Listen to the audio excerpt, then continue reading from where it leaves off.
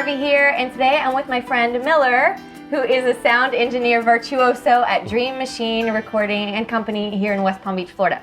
Today we're going to be talking about how you can get the most out of your studio recording session. That way you can set a productive tone for your experience, and you can come into your recording day totally relaxed, centered, and ready to deliver. This video is going to be categorized into 3 parts: preparation, execution, and delivery. So feel free to use today's video as a kind of guiding checklist to help you prepare for your session. Milher. Thank you for having me. So let's pretend for a second that I am an artist and I want to put together a recording session for my vocals. How would you recommend that I do research beforehand to get a sense of what it is that I want? And why is it important to go into the recording session with a end game in mind, a vision? That's a great question. Thank you for having me. First thing I would say is actually understanding the genre of music that you're working in.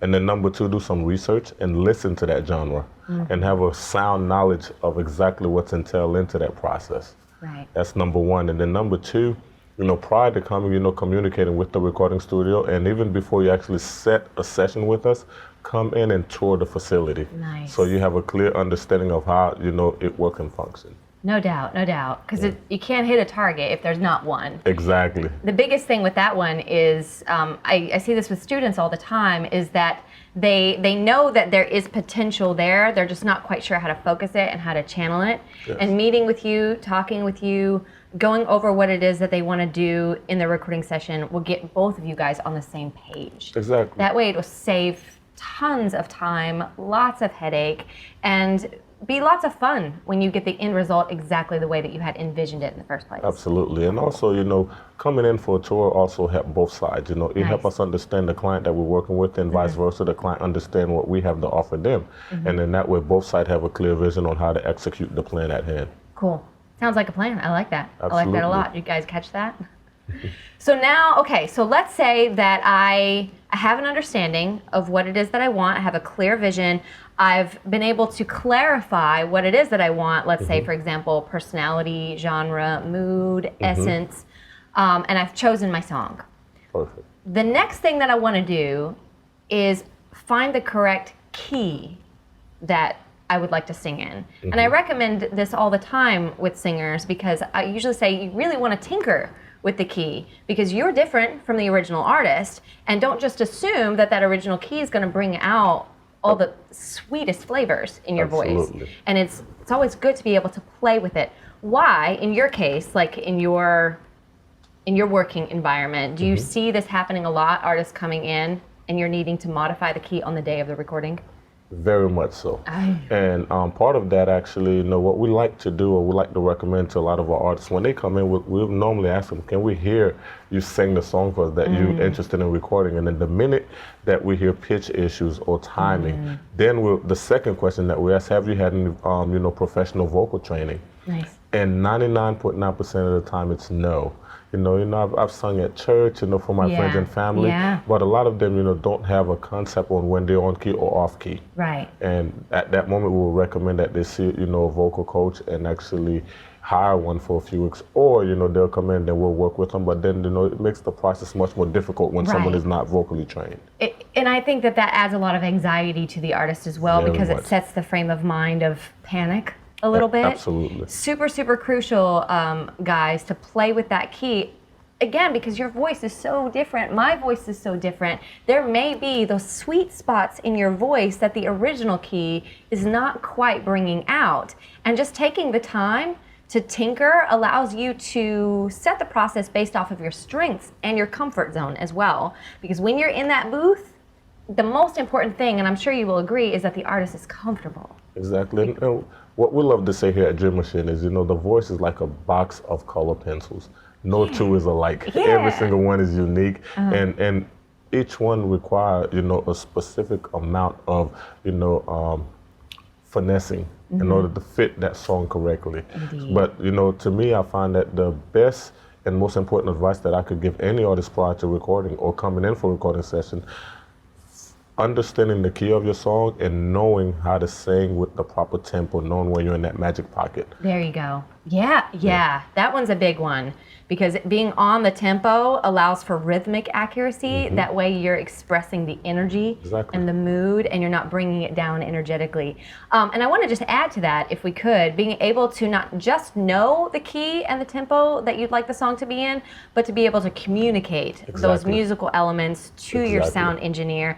Again, it's about working together, being on the same page. That way that they know exactly how to deliver what you're going for. Exactly. Cool. Okay, so we have our song, we have our key, we have our tempo, we're clear about what it is that we want. I think the next step, and it seems a little obvious, but it's worth mentioning, is that you come into your session having fully rehearsed your piece. And that means lyrics, phrasing, pitches, and storytelling elements. Now, the best thing that I would recommend, and I'm sure Milher is going to agree, is that you don't just run through the song in its entirety over and over and over again. That's only going to reinforce the same choices, and it doesn't give you an opportunity to make discoveries, new discoveries. Absolutely. So a good idea is to break your song down. Yes, into sections. Into sections. And part of that is, if I may add one point to what your recommendation was, is understanding the proper emotion that you want to convey in each line. Music, what we find, from the engineering perspective, when I'm on this side of the glass, when I'm recording, I'm listening to tempo, pitches, and most importantly, emotion. You guys hear that? And what is more important? The emotion. The emotion. I'm always it's all about the song and the emotion that it conveys, and that's how people connect. Very and cool. A great song that speaks to you emotionally will withstand the test of time, and you will love that song, and that emotion will transcend the time. Right. Cool. I'm so glad you said that, because it's something that I'm trying to reinforce all the time in my own singing as well, because I'm only human. But it's so important to, again, make those choices, be concerned about your tone quality, work to establish a tone quality that you feel is most appropriate for you and what you're going for in the song, but don't be so obsessed with it. Everything that you're going to do on that recording day depends on the quality of your rehearsal. You don't want to be wondering, what are my lyrics? What are my pitches? What am I trying to convey? What am I trying to achieve? You just want to go into that booth and deliver a real experience, like set to music. And you can only do that, I find, when your mind is clear. Very much so. And one of the biggest distractions that we notice is whenever an artist comes into a recording session, they have their lyrics or their phone, they're holding it with one hand, trying to read the line and also, deliver an emotional performance. 99.9% of the time, it just does not happen. Right. And the whole point of this video is to, again, set an expectation of a flow. That way you guys know how to prepare.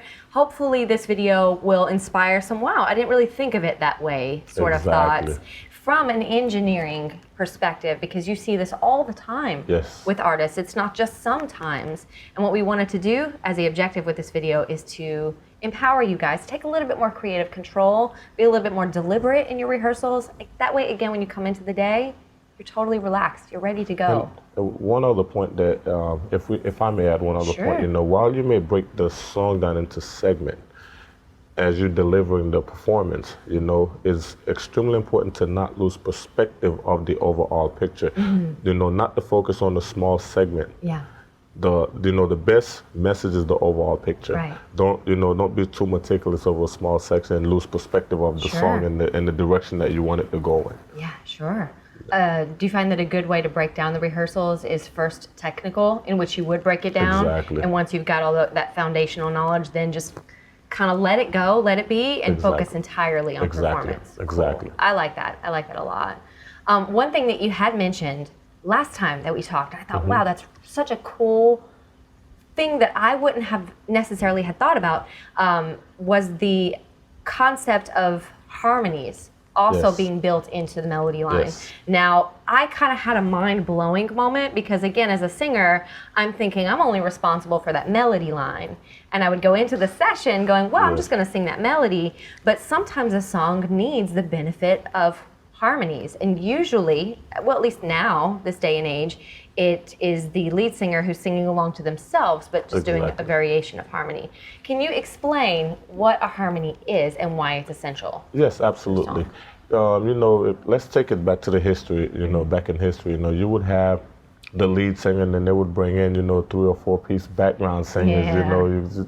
Ray Charles and the Rayettes. The Rayettes would sing the harmony, he would sing the lead. Nowadays, singers want to be known as being vocal exceptional. So they want to sing the lead and then also do the 3, 4, between 3 and 12 part harmonies. And what a harmony is, you do the lead, and then on the pre-chorus or the chorus section, or sometimes the bridge, they will then go an octave lower, or even a key 2 or 3 keys lower. They will then, sing all the part, or normally, bass part, alto, soprano part, underneath the lead vocal to create a harmony. And when it's executed properly on the right key with the right, and what's important to go back, when you're singing harmonies, it's not a lead. So you're not singing with the same intensity. It don't require, you never want to get in the way of the lead vocal. Everything is a supportive factor to the lead vocal. You merely just adding an emotional support underneath the lead, and the background vocals need to be left in the background. They should never outshine the lead. Nice. I like that. So in a way, if we're looking at a song in terms of building excitement and then having that release, where would the harmonies come in? On the building of the excitement or on the release? Actually on both. Because you would have harmonies on a pre-chorus, and then when you get to the excitement of the actual chorus, there's harmonies there as well, but it just goes a step higher. You could have, 2 to 3 part harmony on the pre-chorus, and then you could have an 8 to 12 part on the chorus, and then you could even get, depending on how the song is flowing and how it's structured on the bridge, you could even go even a step higher and then bring them down. I like that. I like that a lot. Now, for the sake of time, we won't necessarily get into how to create harmonies. That's another video altogether. But that is food for thought, because it's sometimes a song really needs the body of a harmony. It's just like, the juice. Well, I think we don't have enough of that in today's music, to be completely honest with you, because a lot of the music that I'm listening to now, not all of them, it's, the verse, chorus, verse, and that is it. It's very repetitious. There's no emotional journey. There's not a build and a release. The music or the song is not well put together as it used to back in, if you listen to a lot of the old records that were produced back then, it was all about the song and and how it took you in a musical journey. And we losing perspective of that in today's music, unfortunately, I feel, in my humble opinion. So it's up to you guys. Yes. To bring in, again, the clarity of what it is that you want. One thing I'm always telling my students, because again, I'm noticing how a lot of people are just relying on production to do most of the work. And I feel that production is there to, again, accentuate, to really drive the energy of the piece, the emotional essence of the piece. But a lot of singers just kind of lay back on that, and they think, well, I'm going to let the music do the work. Or they will over sing, and it really distracts from, again, the story. One thing I'm always telling people, because it's, for me, from my personal perspective, when it comes to singing, the music, the story is so much more important than just me. So I try to let the lyric help me justify those choices. I let the lyric do all the work in terms of the kind of choices that I make. I get really curious about what I'm trying to say and really, really hone in on the details of that story. I love it. And I would, one point to add to that, and most music, most genre of music, the most important factor is the actual voice. It's all about the lyrical content and how the vocalists, connect with the audience or the recipient. And because if it's a great song that is well delivered with the proper emotion, proper key, and proper tone, it will communicate emotionally and people will connect with it. The musical content is just a supportive factor. So now we're getting ready to schedule our session day with our studio. And I wanted to take this time to give Milher an opportunity to tell us a little bit about Dream Machine Recording and Company here in West Palm Beach, Florida, for those that are local, or if you're traveling to West Palm Beach in the near future. They're an excellent recording company. But Milher, tell us a little bit about your recording studio and the unique approach that you take with every client that comes to the door to get them comfortable. Yes, with their session. Thank you very much for the opportunity. Of course, one of the unique things that we offer is number one, prior to booking a session with anyone, we invite them in for a tour, and then secondly, we book a 3-hour session with them where we go through it. We talk about the song. We will actually pick the right mic pre, and that will marry, we'll pair that with that voice, and then that goes into a file of every client. That's prior to them even booking. That is actually a free service that we offer. Anyone can come in and get that service from us, free of cost. And we love to do that. We happen to have a mic locker, a rotating mic locker of over close to 600 microphones now, so very few voices that we don't have a microphone that we could match. You just say 600? Yes, a lot more than that actually. That's just what we have physically here. Wow. But my personal collection is well over 1,000. Yeah. You're blowing my mind, Milher. Yes. Oh my God. Okay, so let's talk about that for a second, because that's really important that I'm sure not everyone knows about, and it's really crucial to the quality of the recording. Why is it important that each vocalist take the time with you or with their friendly neighborhood sound engineer to go over microphone selection? What goes into a microphone selection? How does a specific microphone cater to certain voice types or genres? And what does that give the overall quality of the recording? Well, first of all, when picking the proper mic for a person, first of all, you first have to understand there are different microphones. There are ribbon microphones, dynamic microphones, tube microphones, condenser microphones, and the first thing that we do, we listen to the voice. And then based on years of experience, I have an idea of what all of my microphones sound like. And then I will then pair 3, 4, 5, or 6 of them up in the recording booth, and then we'll put the singer behind them. What I'm looking for is the mic that is put in front of that singer. When I hear it back, and it just sounds exactly as if that singer was singing in my ear without a microphone there. I want the one that is the most transparent, that is not adding or taking away from that voice. I want to be able to recreate, I want a representation of that voice as, accurate as possible, without any coloration. Right. Now, would you recommend that be the case for every singer? Because I know some singers tend to use microphones to fill in tonal gaps. I don't believe in that. I don't either. Me personally, to me, I love to capture the voice as natural and as pure as possible. In the mixing stage, we could play around with tone, filling in gap, with EQ, compression, etc.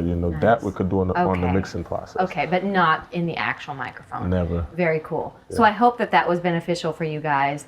When you're setting a session with your recording studio, that's one thing that you want to make sure that you talk about, whether it's through Dream Machine or some guy local to you. Make sure that you take the time to go over microphone selection. And preamp. Yes. And you also want to make sure to include the details of any other equipment that you'll need on that day. Exactly. Is that common for other people to need additional equipment? Yes, very much so. We've done a band recently, where they needed a complete array of equipment.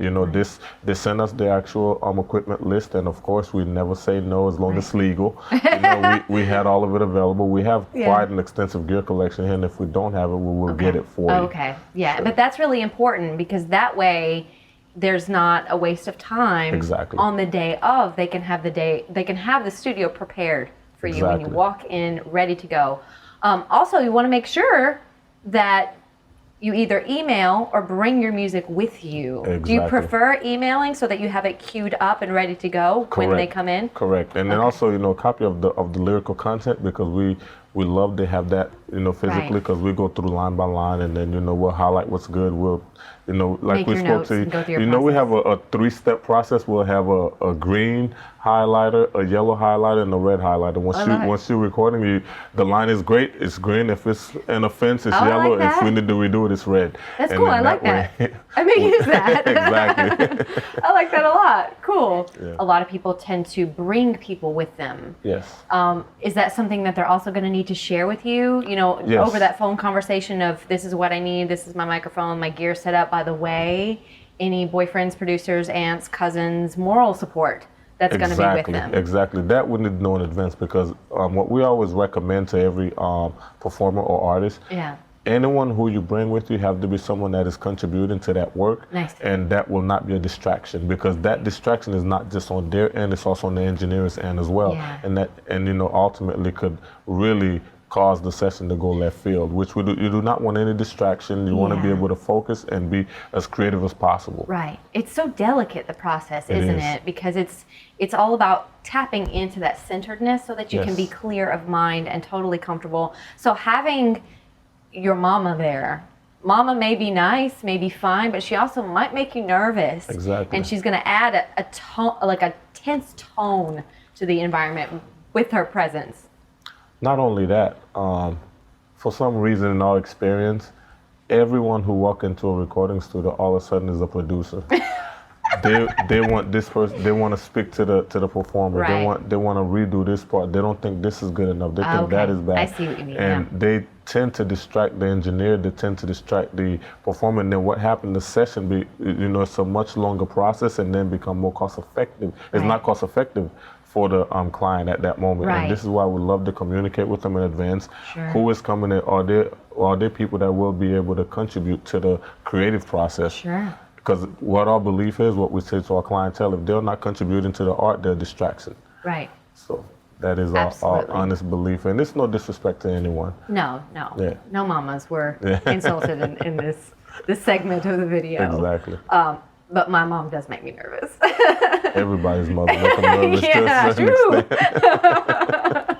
So now we're talking about the day of. So it's all of our preparation work has been done. We are ready. Our biggest thing at this point is setting a tone for ourselves. So I recommend the use of a mantra. Yes. I am comfortable. I am calm. I express myself easily. Eat a nice light meal. What would you say, like 2 hours beforehand? And keep in mind, we could have, anything you want immediately after your session. We will get you whatever you want, as big of a meal as you want. We'll get you from a 1 through a 7-course meal, whatever you want. But it's true. Especially eating nice and slow, taking your time. Yes. Make sure that you eat. I'm one person that when I get excited about something, I tend not to eat, and I have to remind myself. I bring lots of snacks, but no, please eat.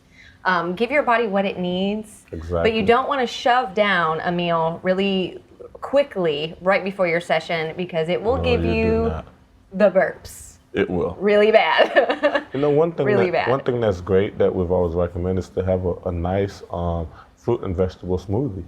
You have all the nutrition that you need, and it actually keep you pretty comfortable and full prior to, and then you're not overeating, and you're not also consuming anything that is not proper for the vocal cords. So that normally does wonders. Yeah. It's all about comfort, guys. So give yourself every opportunity to feel comfortable. Show up for your session a good 5 to 10 minutes early. Yes. For anything, just to get comfortable with your surroundings. Don't feel rushed. Take your time. Exactly. Yeah. Again, mantra, I'm comfortable. I feel safe. Take your time to meet with your sound engineers again and just get comfortable with your surroundings. Yes. And then let's add one other point to that. Okay. Regardless where you are recording at, ultimately, the performer or whomever is the one paying for the session, you are in charge. What we want is the best performance, the most comfortable. Yeah. And as you know, those that have seen our facility, we've created, we focus on comfort and a warm environment where you can be creative with no distractions. Very cool. Yeah. One additional thing that I want to add is make sure vocally, please be warmed up. Come into the session Very good point. warm. Very good point. Have this not be the first time you've used your voice today. Tune your instrument. Absolutely. Take the time. And a good idea, a lot of people ask me all the time, what should I do for warm up? And I will tell them, please don't sing songs right away. It's like, think of it as like a dancer stretching before they dance. Exactly. You want to wake up your instrument. You want to activate your instrument. You want to focus on those areas that are particular maybe to a goal that you're going to be using in your song. For example, if you're going to be belting, you want to slowly build up to that. Don't just shock your system with a big belt, but don't sing and warm up half voice either. Exactly. Really slowly integrate and wake up your instrument again. That way you know that you can trust it and call upon it in that booth when that moment is there. Those are amazing points. Can we just keep you here for every session that we have? Yes, I love you guys. That way would make our life a lot easier, and also the singer's life a lot easier. Yeah. No, it's totally true, which actually brings us to our next point. And, we're going to talk a little bit about that, which is it goes into the comfort level. If you've noticed a pattern that we keep saying the word comfortable, there's a reason for it. There is a reason for it. But now we're in the experience, we're about to go into the booth. Something that you want to do is take that time to talk with the engineers, have a nice little conversation. Maybe if you have an idea of how you want to do your recording, that would be a good time to communicate that. Exactly, and then also we will communicate ahead of time a lot of time. We will find out what segment of the song, how we're going to run through, what section we're actually going to be recording first, the intro, the verse, the chorus, the bridge, the ending. And prior to that, once they are in the booth, the first thing we focus on at that moment is the spacing between them and the microphone, and also their mixes on the headphones. That is so important. The singer have to be able to hear themselves properly so they could hear correct pitch. Do they want a little bit of reverb when they're singing? Do they want a little bit of delay? How loud do they want the mixes? What instrument do they want to hear along with their voices? We are able to create whatever mix that they need in order to get them comfortable and be able to perform accordingly. Very, very, very cool. Yeah, no, I love it. I love it. All those details matter. Because it creates an experience, again, where the artist is comfortable and they can do their best work in that scenario. So not only is it beneficial to come warmed up, but also have a general knowledge of how to keep your voice balanced, strong, and flexible throughout the day. Because the thing is you want to be able to choose, right? Yes. So if your voice is shot after 3 takes, there's not much that you can choose from. One piece of advice, that pay great dividend, which we've noticed, lately. We just allow the singer to go in while we're setting everything up. We just say, sing the song from beginning to end, just roughly 2 or 3 times. That way they have a clear perspective. They have a sense of hearing themselves singing that song from beginning to end in that environment 2 or 3 times. And then after that, we'll focus on specific parts that we want to then work on and develop. And if we notice that one part is not quite working, at that moment, 2, 3, 4, 5 takes, we'll move to the next section, and then we can come back and revisit that. It's like taking a test. Answer all the questions that you know, and then go back and revisit the ones that you don't know. If you do what you're comfortable with, what you know, then you feel like you've accomplished something, and you gain more confidence. And then the remaining of the session will actually flow much more fluidly, I would say. And you'll get a much better performance at that point. I love it. And it's all about staying comfortable, staying relaxed. Exactly. If you need, and not just because I'm a voice teacher am I saying this, but it would be a good idea if you know that you need your vocal coach with you on that day to go with you, to keep you calm, keep you comfortable, keep your voice in a nice flexible state. Maybe even just give you a little note here and there. Most vocal coaches know how to work with sound engineers in a highly respectable manner. They usually work with the same objective. Let me add one point to that, and which have been factual and proven to be true. Look at all the professionals and all of the greats. They never go to a recording session without their vocal coach. And all of the majors that I've worked with, the vocal coach is there, the songwriter, and the producer.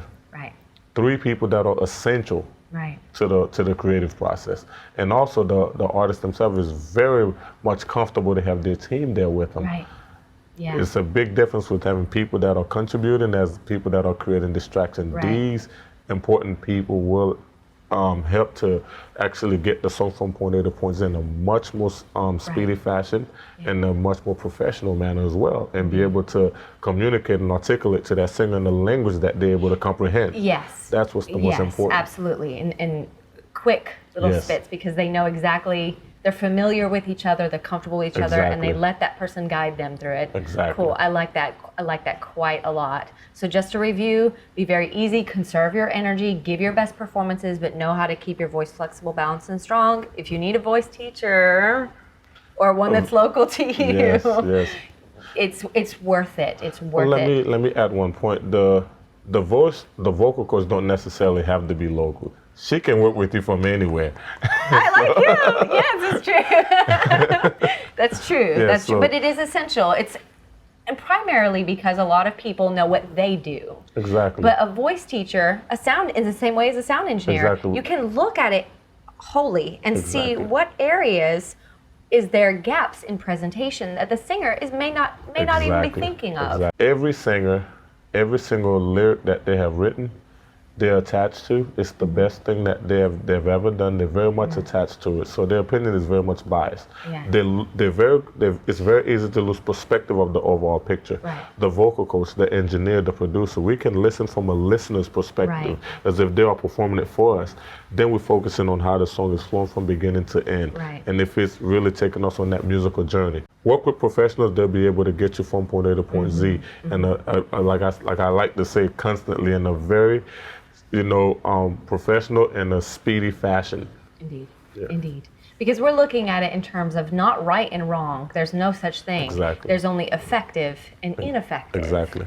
And that way it's not so personal. Exactly. It's because at the end of the day, we ultimately want you guys to have the best recording experience possible. We want you to tell the most compelling story. We all want the same thing. We just know how to guide each other, working together to get to that point. Delivering the best song with the most emotional effectiveness. Oh, I like that. I like that. Cool. Very cool. So we've just concluded the day. Want to make sure too, adding as a detail, that you bring a flash drive with you for important. file transport. That might be something that skips your list, but make sure to add it because that's really important. Well, prior to that, once you've come in, you've recorded your song, now keep in mind that song is what it is. It's the sketch. Yes. A lot of artists will ask for a mix of that, or to bounce a audible version of it that they could listen to to take a listen to for their friends and family. That is not the final version of that song, and you please don't make judgment on the final song from the rough sketch. Allow the whole painting to be completed prior to have objections, on what should be changed or corrected. Right. The engineer and the producer know when we have enough to work with because we understand the technical side and what we will do from an engineering perspective or additional production to bring the song from point A to point Z. Right. The artists don't necessarily have that vision. Your mom and your dad probably don't have that vision. Your friend and your who are not producers or not engineers, they have absolutely no concept on what it takes to get the song from a sketch to a final product. We know what it takes. So once we deliver a final product, make your judgment and make changes according to that, not the rough sketch. This is why we very much discourage the artist to take that and allow people to listen to it because then I was just going to ask you about that. Our brand is being represented based on something that's not finished. Right. And we're very apprehensive to do that. Right. As long as the artists understand that this is not done yet, this is just for your own sake to listen to. If you like your performance or if you didn't like it, if you want to change a line here or there, that's great, but not for everyone else to make a objective opinion on the work as if it was a final version of it. Yeah, because it goes back to that very first point that we were talking about, knowing what you want. When you present as an artist to your family something that's considerably unfinished, that can really distract you and pull you away from that original vision, because again, you're making judgments based off of something that is incomplete, and you're relying heavily on, again, mamas, uncles, cousins, friends, and that tends to seep into our subconscious, and there comes the doubt, and then we start making choices based off what they like, not necessarily what we like. We can communicate that to the studio, and then the next thing you know, it's a big mess. One thing that we say to every artist that we work with, the final say have to be by you, the artist, because you have to love that song, you have to live with it, because you are the face of that record. People will not judge the engineer, the producer, the writer, the vocal coach. You will be scrutinized or you will be praised for that song. So as long as you love that song and you are comfortable with it, with the final product, every single step of the way, you have to have the final say. Take control and own your career. Right. And feel comfortable with that control. Exactly. It's okay. It's okay to have that opinion. Very, very cool. I love it. So when the compliment or criticism comes, you can live with that. Totally. Because you're going to get both. Exactly. Always. It doesn't matter who you are. Yeah. You always get both. This was a lot of fun. Likewise. Very, very Thank you for having us. I hope that you've seen through the video here the steps that it's necessary to take to prepare, to execute, and to deliver a nice quality recording. Overall, it's about being comfortable. So thank you so much for joining me today. If you like this video, please be sure to give it a thumbs up or click the subscribe button below. We'd love to see you here more often. Yes. And I would love to have Milher as often as I can. Thank you. And if you're in the Palm Beach area, please Yes. stop by Dream Machine Recording Company. We welcome everyone. We do everything from rock to pop to gospel, you name it, we've done it. And once you walk in, your mind will forever change. You'll never look at a recording studio the same again. This guy literally blows my mind every time I talk to him about sound. He knows what he's doing. Likewise, with voice, our name for her is The Voice. Why? I'll take that. Thank you. Very cool. Thank you so much for joining me, and I will see you next time. Thank you.